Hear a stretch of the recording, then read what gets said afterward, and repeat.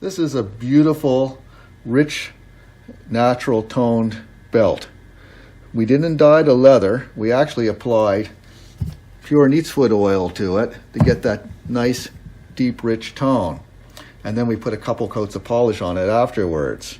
If it was a thinner leather, then this 9-ounce thick belt leather, we'd probably just wipe the Neatsfoot oil onto it to get that tone. But since it's a thick leather, we're going to actually dip it because it's faster. So I filled this vat down here with Neatsfoot oil. And I'm going to take the leather. You can see the natural colored leather there. Dip it in. I'm going to wipe off the excess. And then I'm going to hang it up here to dry.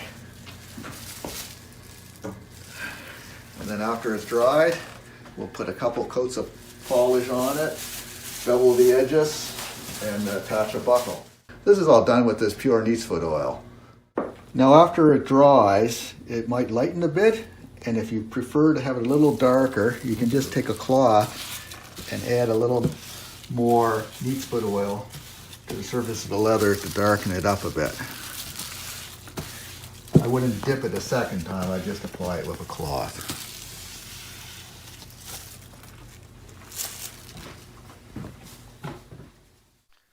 Test the Neatsfoot oil on a small inconspicuous area of your leather first.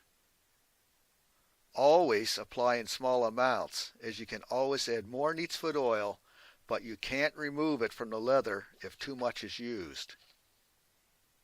Never use Neatsfoot oil on suede or nubuck leather. Be mindful that Neatsfoot oil may darken lighter colored leather. Neatsfoot oil reconditions, softens, and preserves rugged leather by restoring the natural oils.